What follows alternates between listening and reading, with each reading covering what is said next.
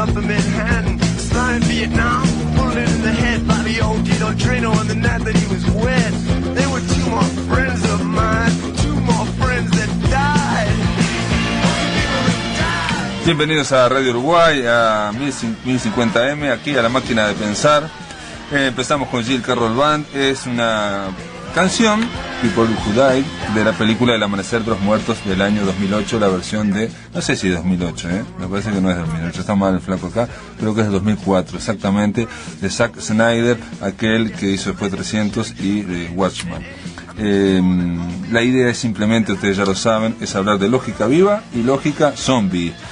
Y ahora les quiero leer algo de Carlos Bá Ferreira para empezar, así con estos amigos, aquí me están mirando diciendo ¿qué está diciendo este hombre? Dice Bá Ferreira, lo que he procurado hacer en estas lecciones a propósito de lógica viva, ¿no? Es darle al estudio de los errores humanos un carácter que no le han dado los tratados de lógica. Del mismo modo que hay dos maneras de estudiar, por ejemplo, zoología. Uno, estudiar los animales vivos. Otros, estudiarlos embalsamados o clavados con un alfiler. Así también hay dos modos de estudiar lógica. Los tratados de lógica estudian, podríamos decir, los errores muertos o embalsamados. En realidad ni siquiera los errores muertos, estudian la lógica como se estudiaría la zoología sobre esos animales de cartón o cera que se construyen para ciertos museos pedagógicos. Es decir, estudian esquemas de errores, estudian, si ustedes quieren, los errores tales como deberían ser, estudian las equivocaciones de los hombres, tales como deberían ser si los hombres se equivocaran con arreglo a las normas de la lógica, que hasta eso se ha llegado. Lo que tendría que hacer la lógica sería estudiar los errores vivos, los errores reales. Bueno, para hablar de los muertos vivos, para hablar de los errores reales, no sé, para hablar de los zombies, invitamos aquí al crítico Gonzalo Curbelo y al escritor Rodolfo Santulo. Déjenme aclarar que Gonzalo Curbelo es además editor de Cultura La Diaria, es periodista y es músico de rock, si mal no me han informado. ¿Cómo le va? Bien informado. ¿Eh?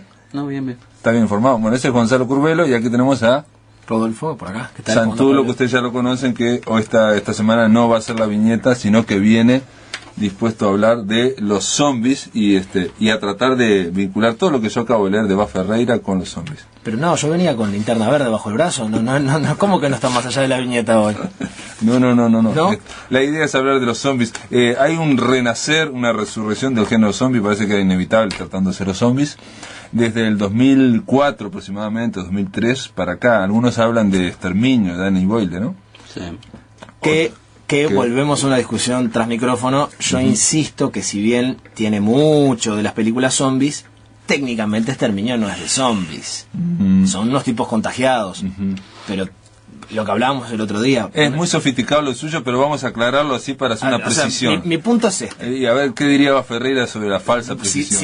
Si volviera como zombie en este momento. Exacto, mi punto es este. Una de las cosas más terribles para mí que tienen las películas de zombies es la sensación de se acabó todo, flaco. O sea, hasta acá llegaste. Tarde o temprano, está todo el mundo contagiado, más acá o más allá, te van a morder. Y además esos hijos de puta están muertos. Entonces... ¿qué vas a hacer? Por muchos tiros que les pegues en la cabeza, que suele ser la solución más conveniente, tarde o temprano la quedaste. En Exterminio, no. Son gente viva, contagiada de algo. Pero los zombies, si vos le tirás un tiro en la cabeza, vuela ese zombie pero también. Llega un punto en el que no tenés tantas balas. Después vienen más gente, sí. Claro. Ajá. Mientras que en Exterminio, finalmente, incluso, alcanza con esconderte el tiempo suficiente, se van a morir de hambre.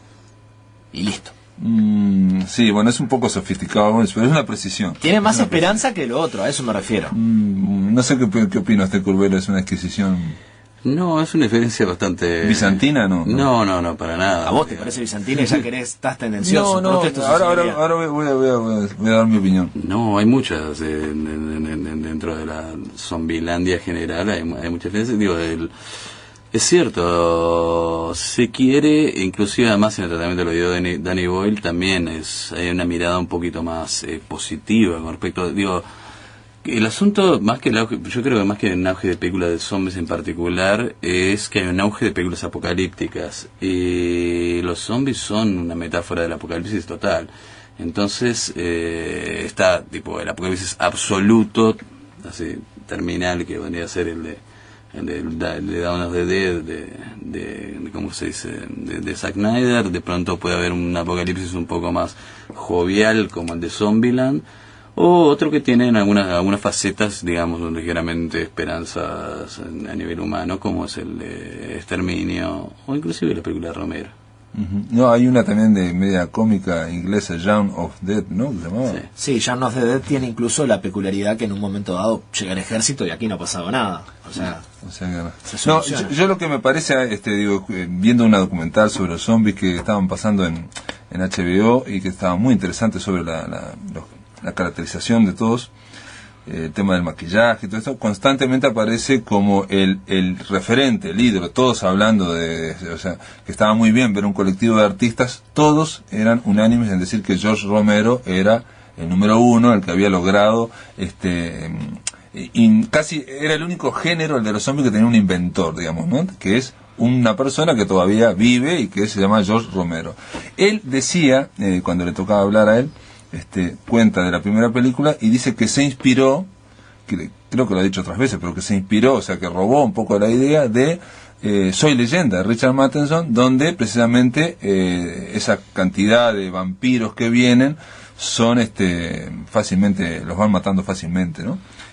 Y de ahí sacó el tema de los zombies. Incluso Robert Rodríguez y Quentin Tarantino en Crepúsculo del Amanecer también son unos vampiros que son... Bueno, en realidad La Noche de los Muertos Vivos, que podría ser, corríjame si me equivoco, un antes y un después, porque había algún zombie anterior en el cine, que eran distintos. Sí, eran distintos. No digo Romero los hizo viscerales en el sentido más literal de la palabra.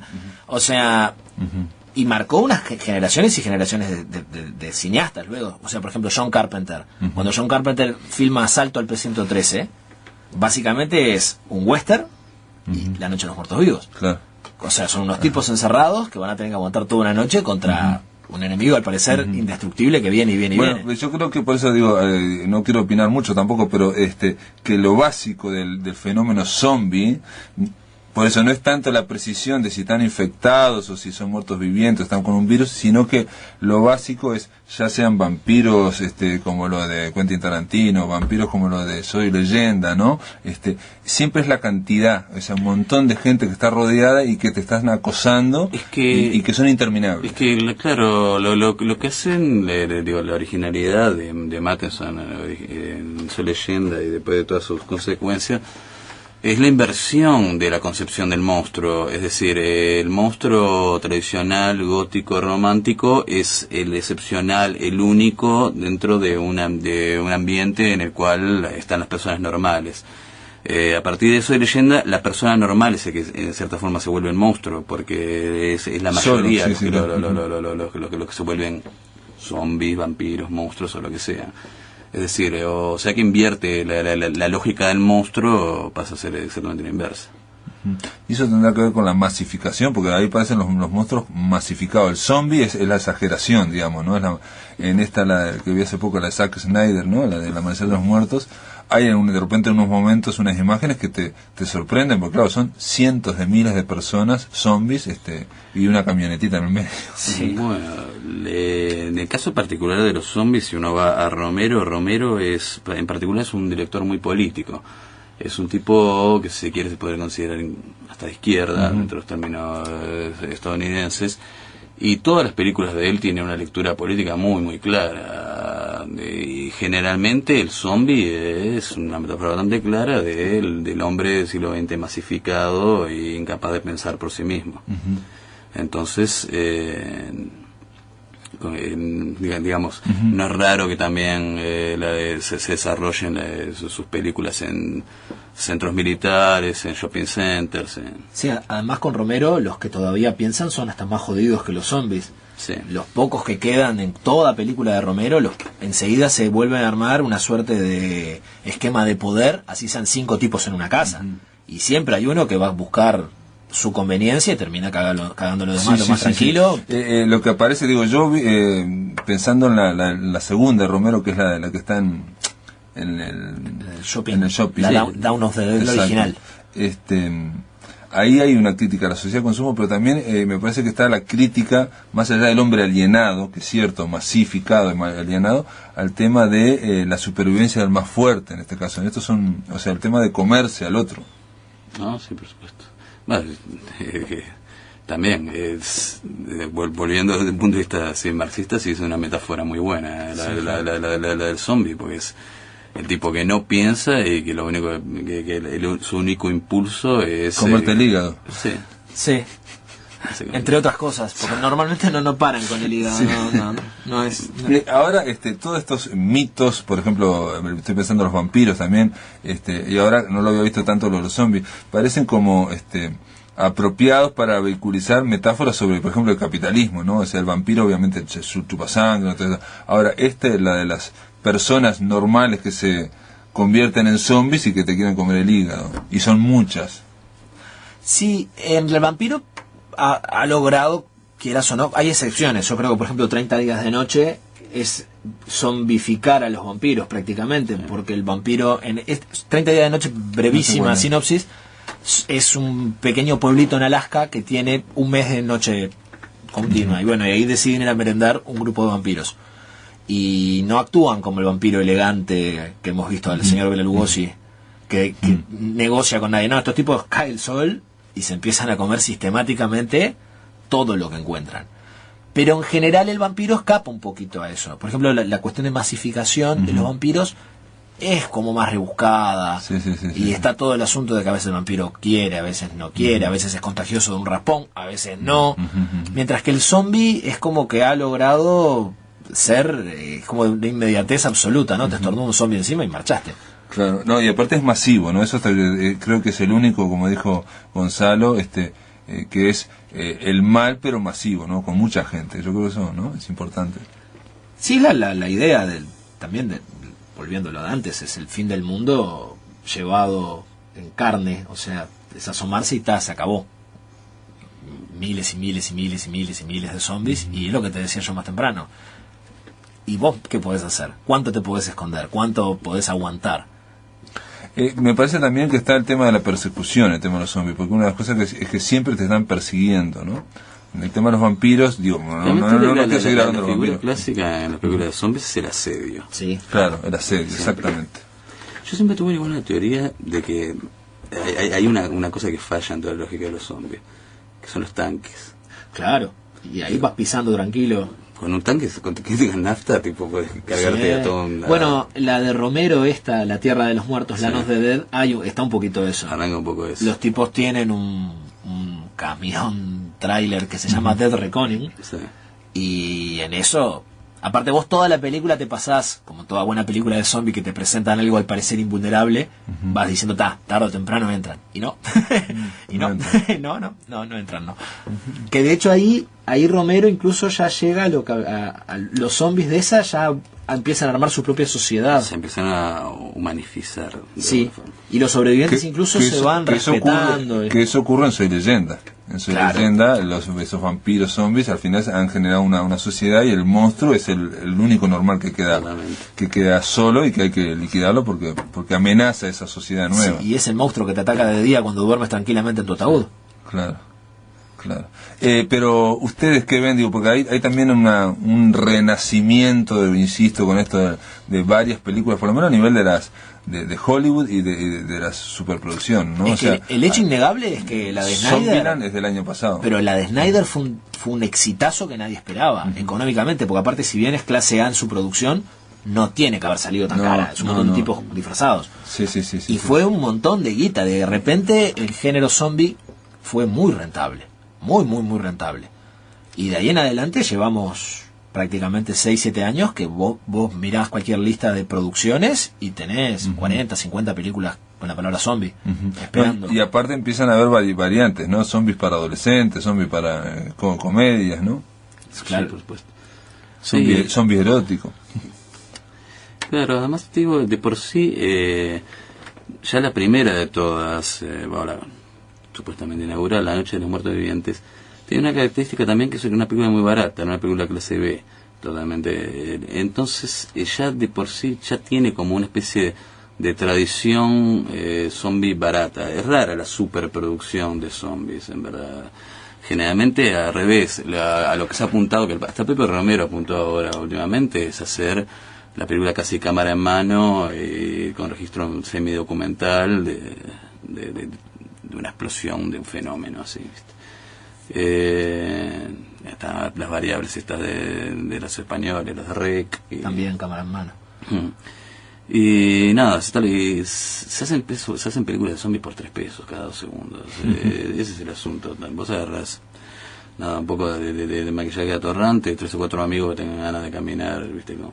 Bueno, de hecho, el columnista que no pudo asistir mencionaba en el mail ese que me mostraste, sí. Claro, mencionaba plaga zombie, zona mutante, no me acuerdo, nunca recuerdo. Mod zombie. No, esa es la brasilera, pero la argentina, la que yo vi, Argentina y una que se llama, creo que así, plaga zombie, y está filmada como si nosotros 3 salimos ahora a una cámara, pero está muy bien filmada, ojo. Sí.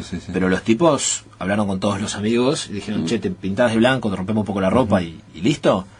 Y o sea, es lo que tiene como que es un género facilísimo de hacer. Ahora yo creo, por ejemplo, pensando en un director que a mí me gusta y que para mí es una buena película, Exterminio, Danny Boyle, que tiene un punto que tiene que ver con lo onírico, con la pesadilla, que es la de el asedio, la persecución, pero que prácticamente no hay salida, ¿no? Que es diferente a la del monstruo. Claro, definido. Además tiene esa cosa que me parece... Yo creo que uno de los motivos por los que funcionan ahora las películas de zombies es que mal que mal asustan. Claro.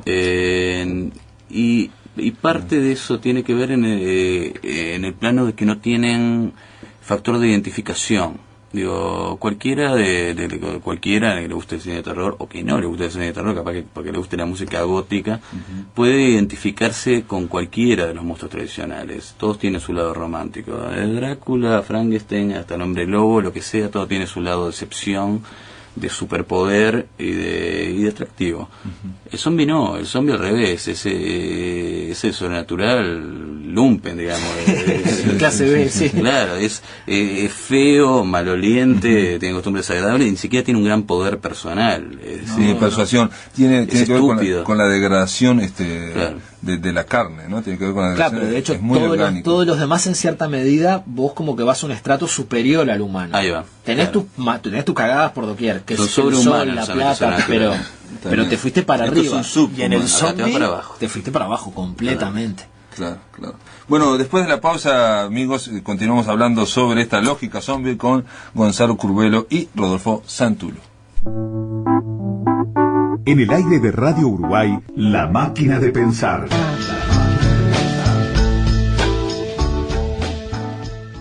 Tosca, de Giacomo Puccini. Las emisoras de Radiodifusión Nacional, Clásica 650 AM y Babel 97.1 con su repetidora en Maldonado, transmitirán el sábado 24 a partir de la hora 14, directamente desde el Metropolitan de Nueva York, la ópera de Puccini, Tosca. Intervendrán la soprano Patricia Arachete en el rol de Tosca, el tenor alemán Jonas Kaufmann y los bajo barítonos Brian Terfel, galés, y John Del Carlo, estadounidense. La dirección estará a cargo del maestro Fabio Luisi. Apoya estas transmisiones en el Uruguay la Embajada de Estados Unidos de América. Iniciativa Cultural Revista Sinfónica. Invita Radiodifusión Nacional del Sodre en el 10º año de estas transmisiones.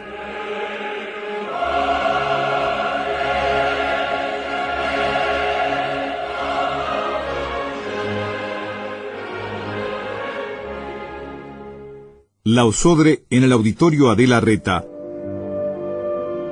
El sábado 24 a la hora 18:30, bajo la dirección del maestro Víctor Hugo Toro, se presentará la Orquesta Sinfónica del Sodre celebrando el bicentenario del natalicio de Robert Schumann. En programa, Suite de danzas de Lully, Introducción y Allegro Appassionato Opus 92 de Schumann, con la actuación solista del pianista Edgardo Martínez Lázaro, y en la segunda parte, Preludio e Introducción de la Bajiana Brasileira número 4 y Danzas de Galanta de Zoltán Kodail. Localidades en venta en la red UTS y en boletería del Auditorio Nelly Goitiño. Y aunque tú me has echado en el abandono. La Embajada de España en Uruguay presenta Diego El Cigala, por primera vez en Montevideo. Una de las voces de flamenco más hermosas de nuestro tiempo, dentro del marco de Sonidos de Otoño. Tiene lágrimas negras, tiene lágrimas negras. como mi vida. Diego El Cigala, jueves 22 de abril, hora 21, Auditorio Nacional Adela Reta. Entradas en venta por Red UTS, Red Pagos y en la boletería del teatro. Financia Visa. Apoyan Ministerio de Turismo e Intendencia Municipal de Montevideo. Es un auspicio cultural de Radiodifusión Nacional Sodre. Contigo me voy tan, y aunque me cueste morir. Somos Radio Uruguay, 1050 AM, Montevideo, Uruguay, y su repetidora 103.9 FM en Colonia. Emisoras de Radiodifusión Nacional Sodre.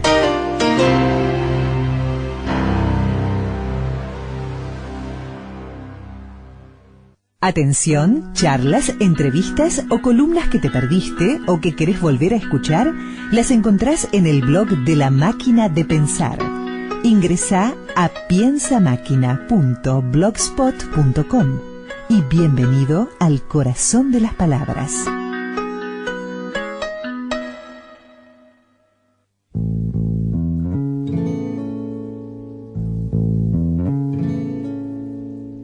Vull estimar el teu cos fins al mai, fins cansar-me,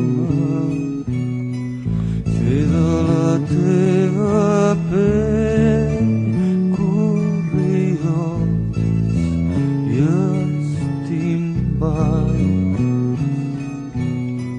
Jo vianant d'amor, si tu ets el meu viatge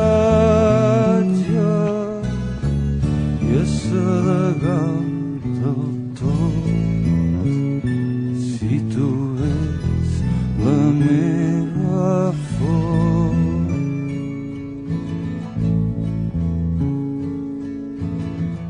Vull tot l'aroma fresc de la teva besada, poder sentir els segons pels batets del teu cor. Jo mariner expert, si tu ets la meva barca i a marinar-me amb tu més enllà de l'horitzó.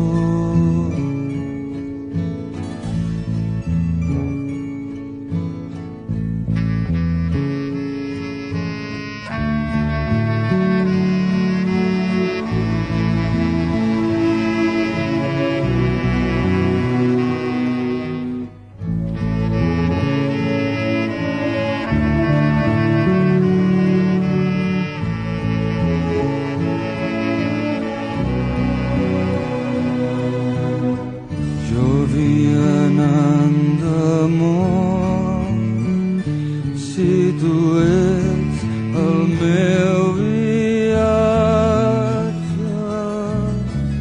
i a marinar-me amb tu més enllà de l'horitzó.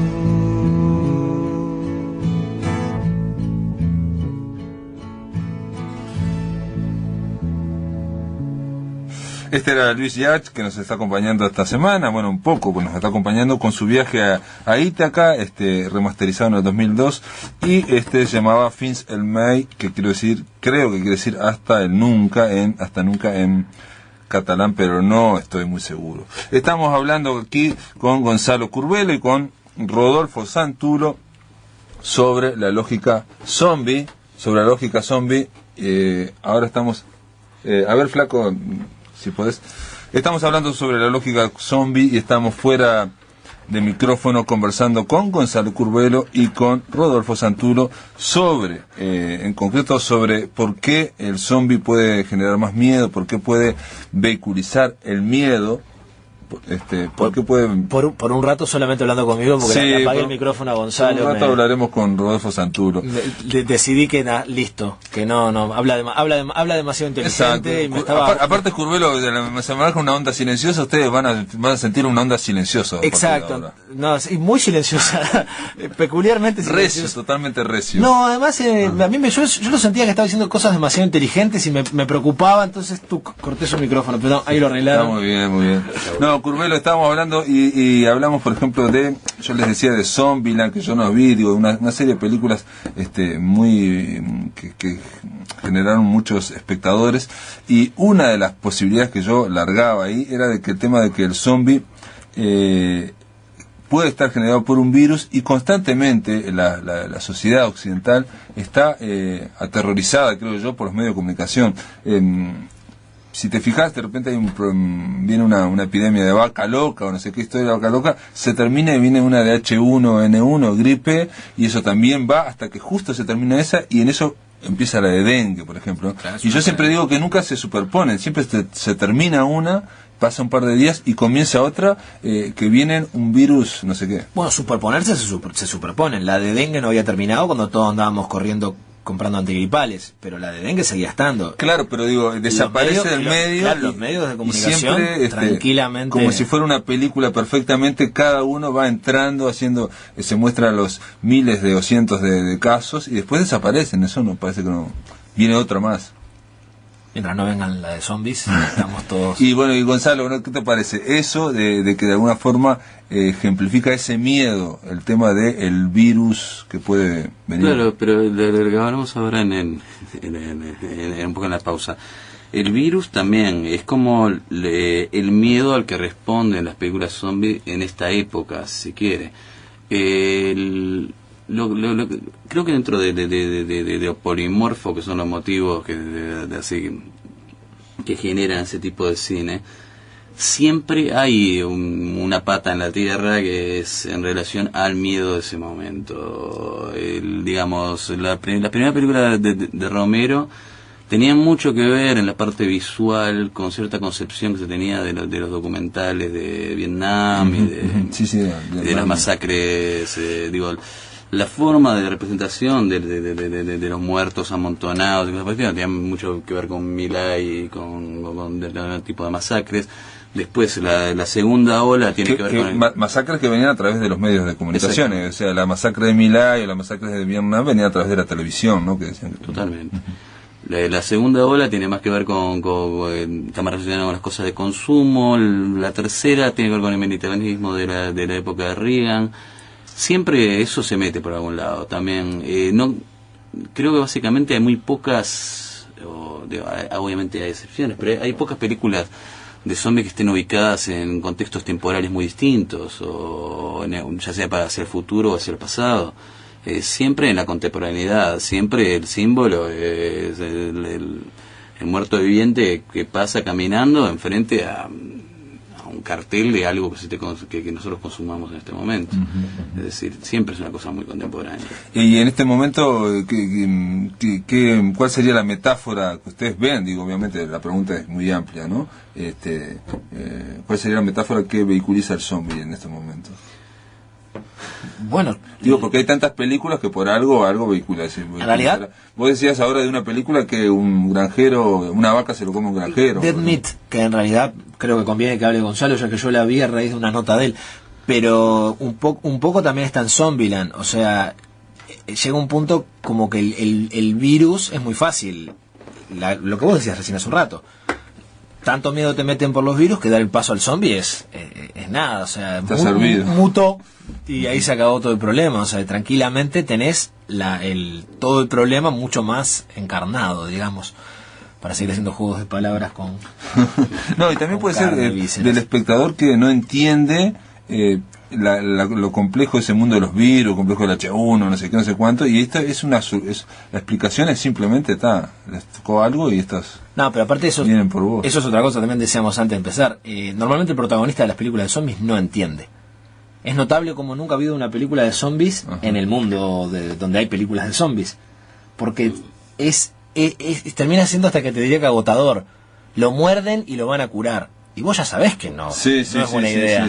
O sea, a ver, ¿hay alguna película de zombies que sepan que son zombies? Autoconscientes, bueno, están las que son secuelas. Claro. En realidad, lo que hablábamos hoy fuera de micrófonos, el regreso de los muertos vivientes, lo desesperante, es que ellos son conscientes, ellos vieron la película de Romero.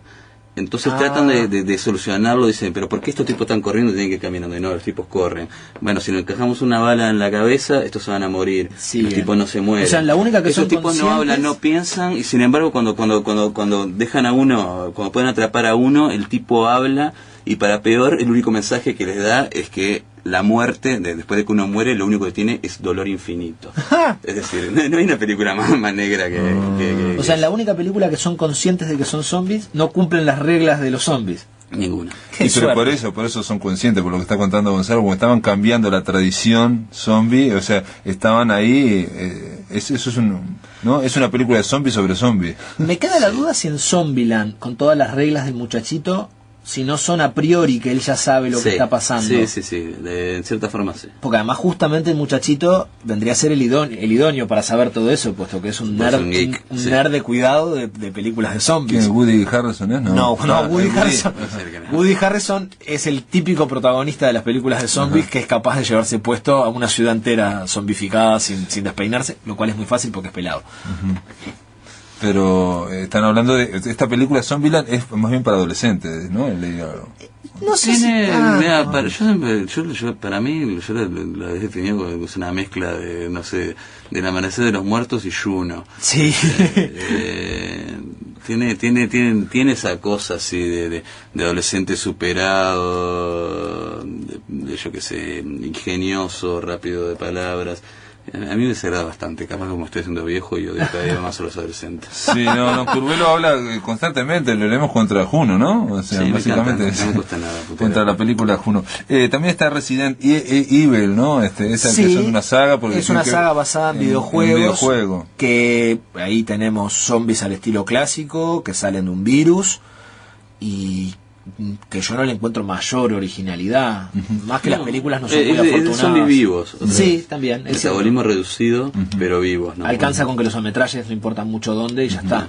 Una pregunta, porque yo viendo algunas películas de zombies decía que es increíble cómo se repite una escena pero constantemente, que es la de muchos zombies entrando y alguien tiene que cerrar una puerta y que le cuesta cerrar la puerta y esa puerta se abre, se cierra, pero es constante. Eso es en una película de zombies ocurre muchas veces, y a lo largo de todas las películas de zombies como que no existe, creo que no debe existir una película de zombies que no tenga esta escena que yo digo de alguien está cerrando la puerta y que viene mucha gente. No puedo... que la imagen así idiosincrática de las películas esas es la pared, ya sea con ventanas o sin ventanas, con muchas manos. Claro. También. Pero digo, no puede tener que ver eso con el tema de la inseguridad de la persona en sus domicilios. Es que, mira, si uno se pudiera decir, mira, hoy me preguntabas por el asunto del virus, o si ahora se maneja con respecto a virus, estilo, yo creo que ya te digo, cualquier miedo a cualquier diferencia masiva de las personas, es decir, digo, si uno... Yo creo que la mitad de las personas que hacen una película de zombies, salvo Romero y algún privilegiado más, se pone siquiera a pensar de qué mierda... Pero en general los mitos sirven para eso, digo, uno los hace y está encarnando o sintetizando algo que está en la sociedad y no sabe que está pero hoy en día se podría, yo qué sé, puedes asociarlo con el miedo a la inmigración, el miedo a las planchas, el miedo el miedo local que tenga cualquiera de las personas. A las minorías.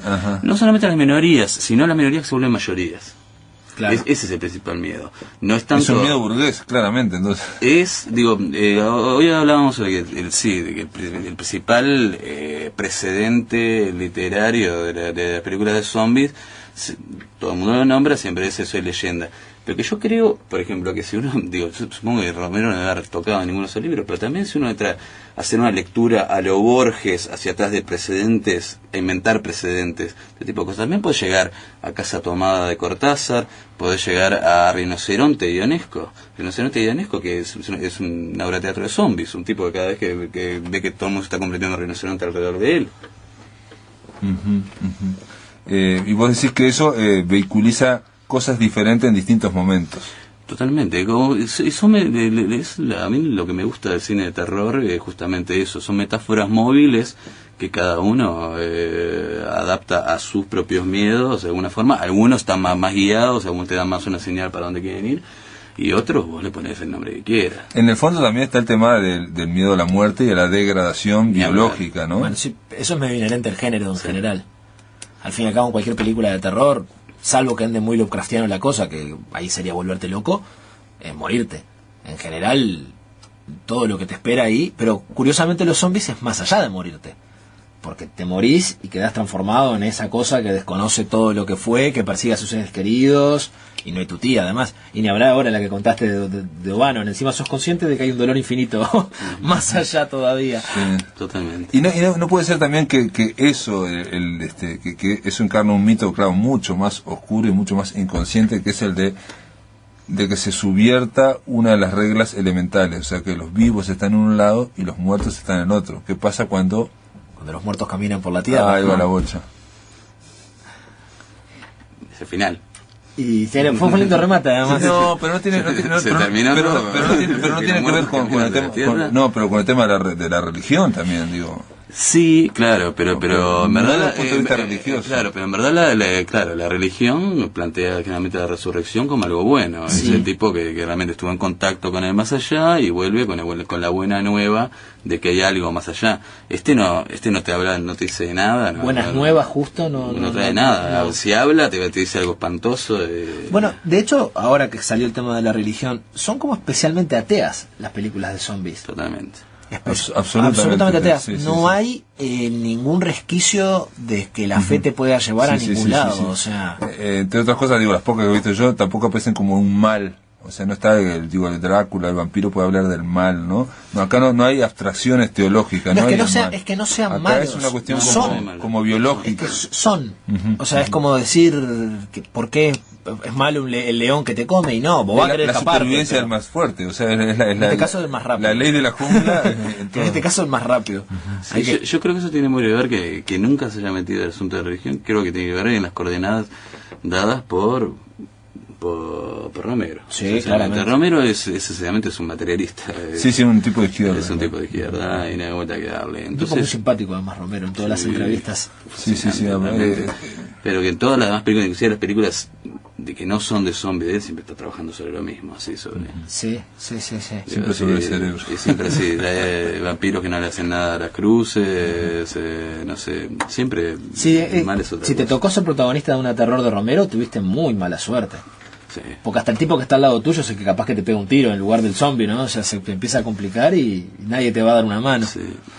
Amigos, Gonzalo Curvelo y Rodolfo Santulo, les agradezco muchísimo acá que hayan iluminado esta zona sombría de La Máquina de Pensar, esta zona dedicada a la lógica zombie.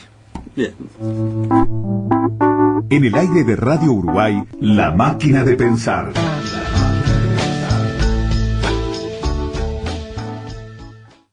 Sonidos de otoño. Un nuevo concepto en la agenda cultural de Montevideo. De Argentina, Piazzolla por Piazzolla. 6 de abril, Teatro Solís. De Francia, Trio. 20 de abril, Sala Citarrosa. De Irlanda, Celtic Legends. 21 de abril, Cine Teatro Plaza. De España, Diego El Cigala. 22 de abril, Auditorio Adela Reta. De Portugal, María João y Mario Lagiña. 25 de abril, Teatro Solís. Sonidos de otoño. Abril 2010. Entradas en venta por Red UTS. Financia Visa. Realiza Jazz Tour. Presentan Ministerio de Turismo e Intendencia Municipal de Montevideo. Apoyan Embajadas de España, Francia y Portugal. Es un auspicio cultural de Radiodifusión Nacional Sol.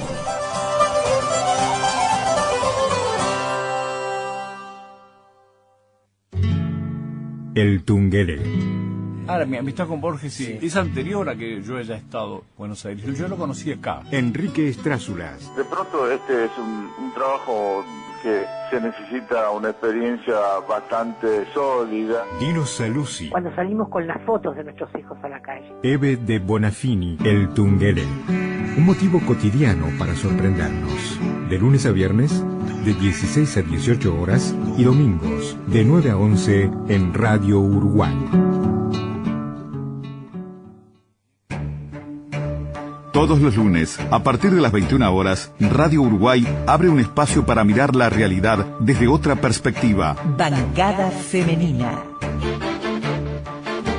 El aporte y la visión de las mujeres que ocupan cargos de representación a nivel nacional y departamental en el debate de los temas que marcan el presente y el futuro de nuestro país. Bancada Femenina.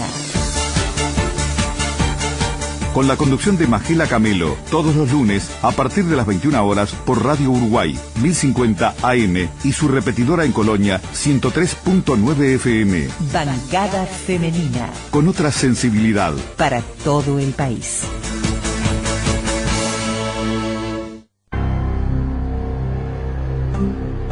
Somos Radio Uruguay, 1050 AM, Montevideo, Uruguay, con su repetidora 103.9 FM en el departamento de Colonia.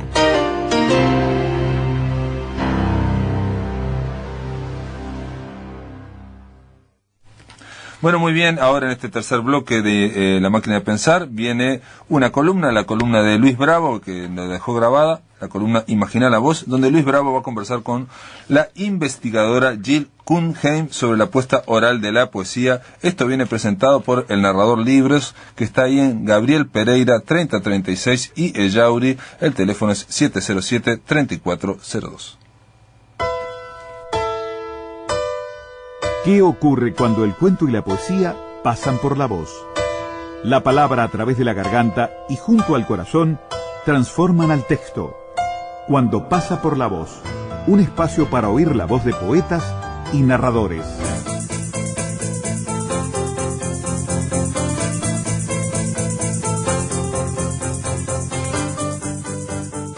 Tenemos el honor de estar aquí compartiendo esta conversación con Jill Cunheim, profesora norteamericana de la Universidad de Kansas, investigadora, que está por el Río de la Plata trabajando en un acercamiento a la poesía en lengua hispana. Ya lo ha hecho en publicaciones y en libros anteriores, y ahora está acercándose al fenómeno de la poesía en su puesta oral, digamos, fuera del texto escrito, desde comienzos del siglo XX, desde el contexto modernista hasta la actual performance.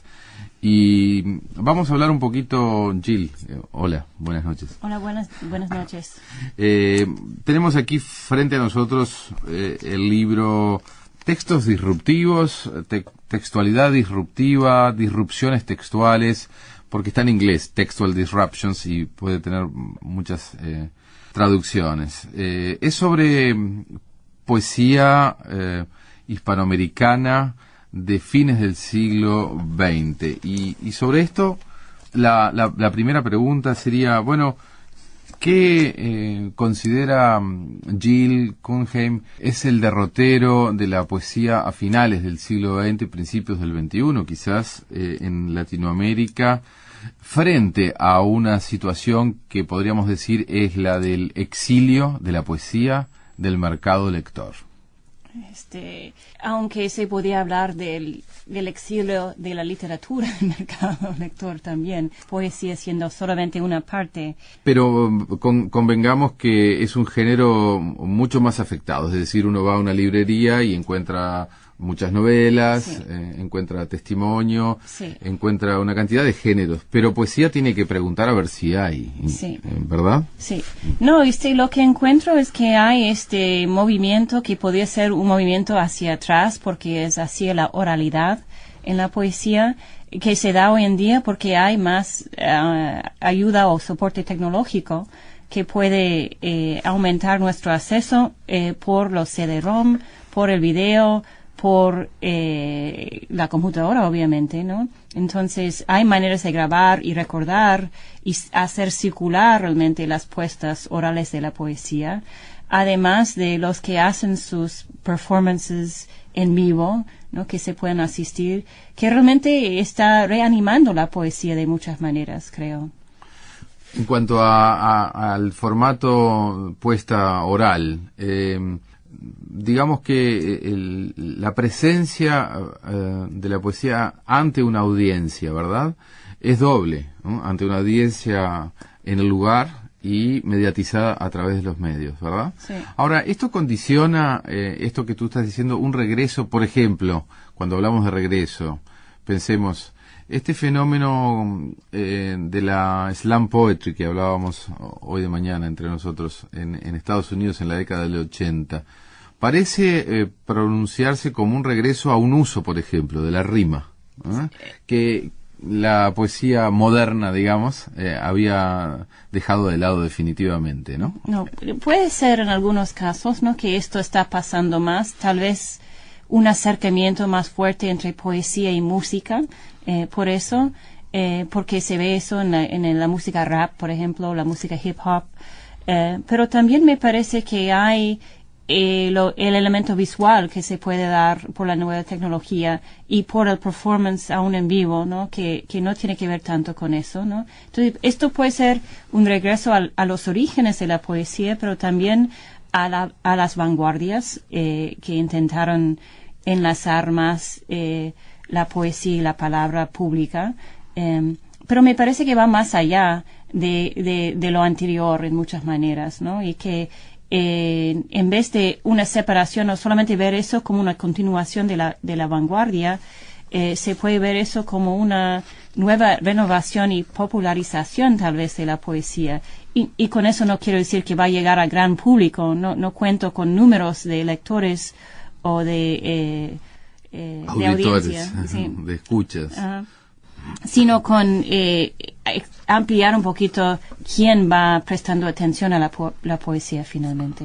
Aquí en este libro tú dedicas 3 visiones a la poesía de fines del siglo. Una está titulada como indigenismo posmoderno. ¿Podrías hablar un poquito de esto, en qué consiste? Porque esto es un término o un concepto, digamos, que tú misma creaste, ¿no? Sí, no, estoy hablando en este capítulo de lo que pasa, lo que veo al fin de los años, o durante los años 90, que continúa la tradición de escritura acerca del indio, no por la gente indígena, sino acerca del indio. Y lo miro más en el Perú que en otros lugares finalmente, pero empiezo realmente mirando la obra de Neruda, Alturas de Machu Picchu, donde él manifiesta una visión muy romántica, idealizada del indio, y después veo un diálogo con Ernesto Cardenal, nicaragüense, y su renovación o rearticulación de lo que ha visto Neruda antes. Y termino mirando lo peruano con un poeta particular que se llama Tulio Mora, que en vez de... y con Mirko Lauer también. Sí, que entra un poquito. Que me parece que con la obra de Mora se ve una multiplicación de voces. Entonces hay no solamente una visión de el indígena, sino unas visiones diferentes del indígena, y que lleva al plano también el problema de la representación, ¿no? La imposibilidad realmente de representar al otro. Esto incorpora en su poesía misma. Claro, porque cuando hablamos de indigenismo no hablamos necesariamente de la poesía producida por las naciones o por los nativos indígenas. Uh-huh. Hablamos de una representación de esto, ¿o no? Sí, no, estamos hablando de, como según la definición clásica de Mariátegui, literatura escrita por otros acerca de la condición del indio, ¿no? Y hay muchos que dicen que desaparece en mitad del siglo, etcétera, pero continúa en la obra de Tulio Mora.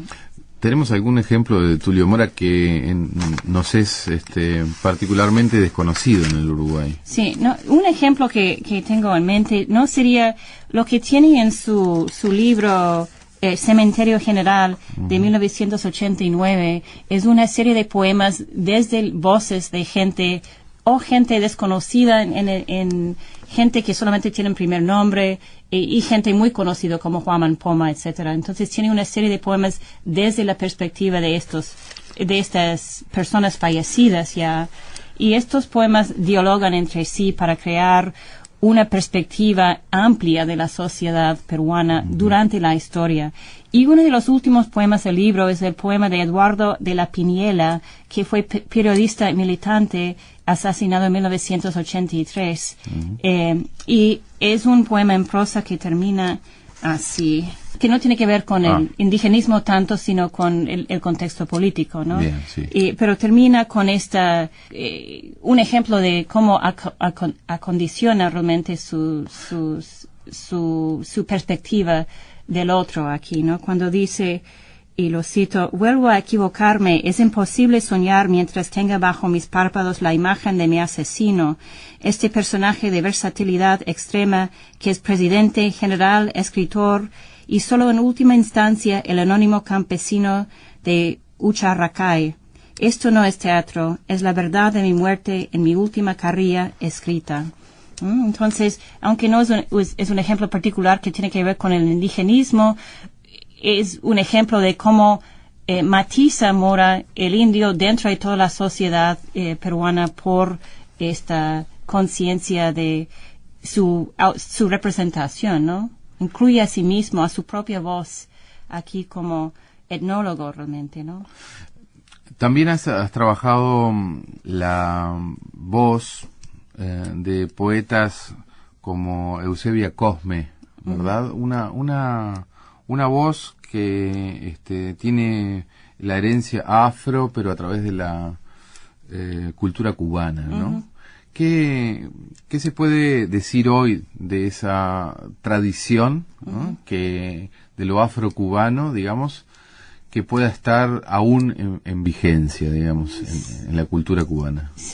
Muy vigente en la cultura cubana.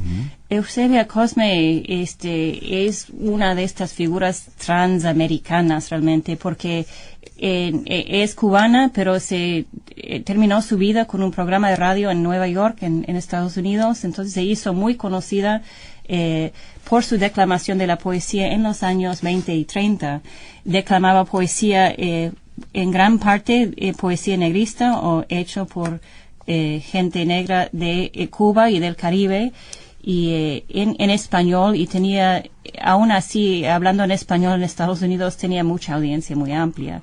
Y hoy en día hay otros que siguen en sus pasos, como Luis Carbonell, que es hoy en día alguien que todavía practica la declamación en Cuba, y bien conocido, tiene sus discos, su CD-ROM también, todavía. Luis Carbonell.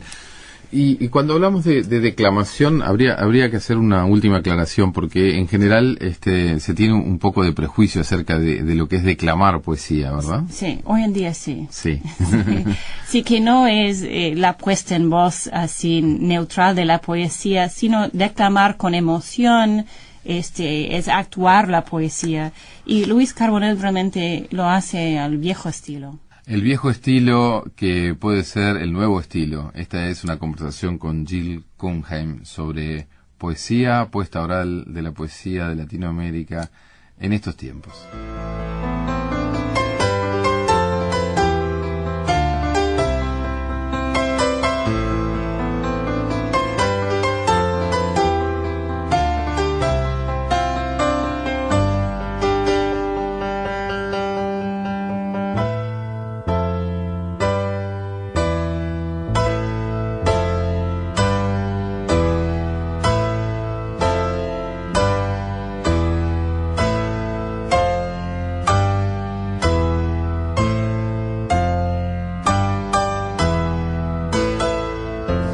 Bueno, este era el espacio de Luis Bravo. Estaba conversando con la investigadora norteamericana Jill Cunheim sobre la puesta oral de la poesía. Ustedes lo escucharon. Se trata de una entrevista que hizo Luis y la vamos a pasar